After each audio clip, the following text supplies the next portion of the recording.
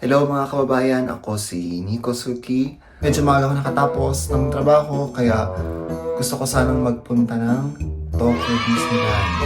So hindi ako papasok ng loob ng Disneyland dahil hindi naman ako magtatagal doon tsaka malapit na rin magsarado yung Disneyland. Pero yung labas niya, kung gusto mong mag-enjoy yung Disneyland pero hindi ka papasok ng Disneyland, ito yung gagawin natin ngayon.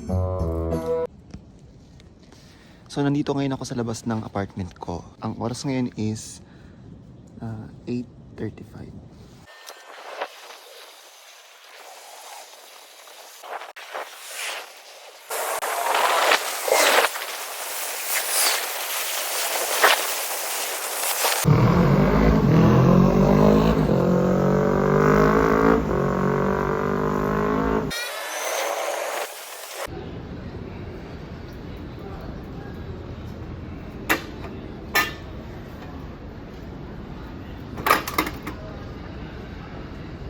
Dito na ako ngayon sa Tokyo Disneyland. Nagbisikleta ako kaya medyo mainit. Hinubad ko yung jacket ko.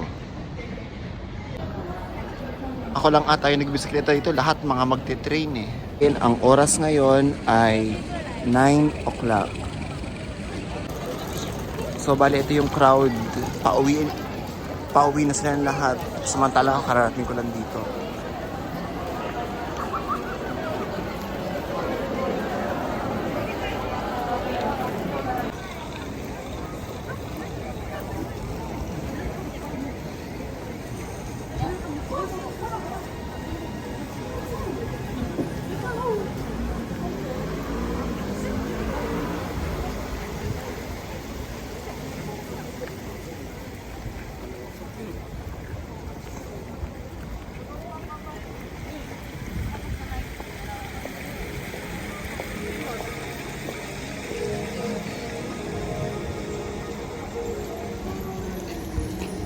Kahit weekdays dito, marami pa rin talagang taong dumadayo sa Tokyo Disneyland.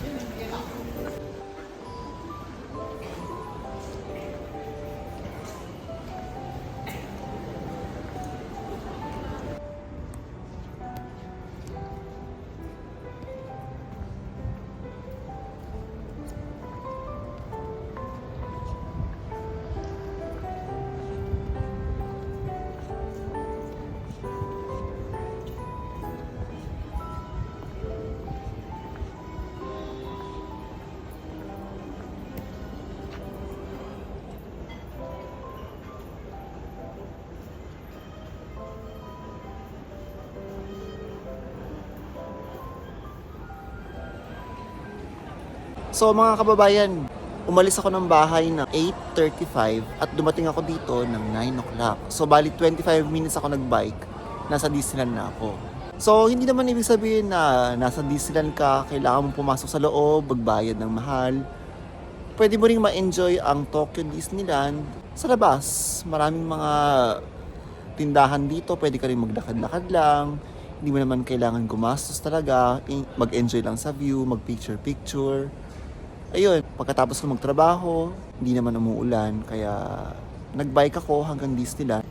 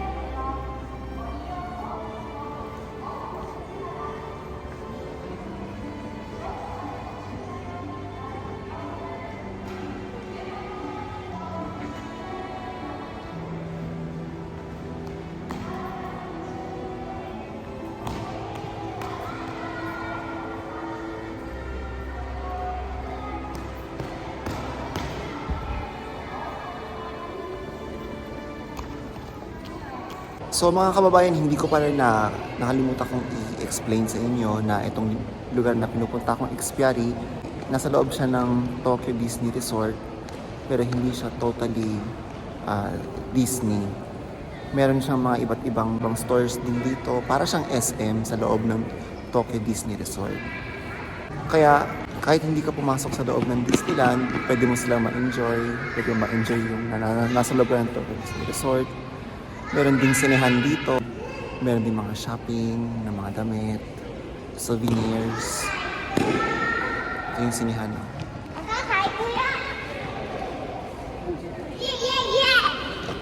Ito siguro yung pinakamalapit na sinehan sa bahay ko.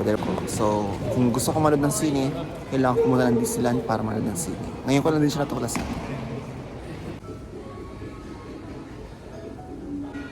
Expiari, meron dito coffee shop. At konti lang yung tao, so hindi ako pwedeng magsalita ng malaking boses. Yung nasa cashier, ini-English ako, so ibig sabihin, hindi talaga ako maka-Japanese, makapal talaga akong foreigner. Ito yung ininom ko.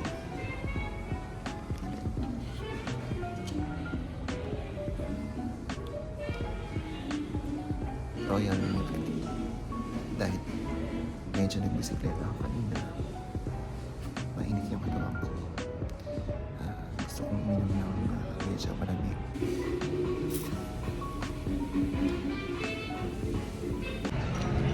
Okay mga kababayan, ngayon nakakain na ako. Nakapag-relax na ako ngayon sa coffee shop sa loob ng Expiari dito sa Tokyo Disneyland.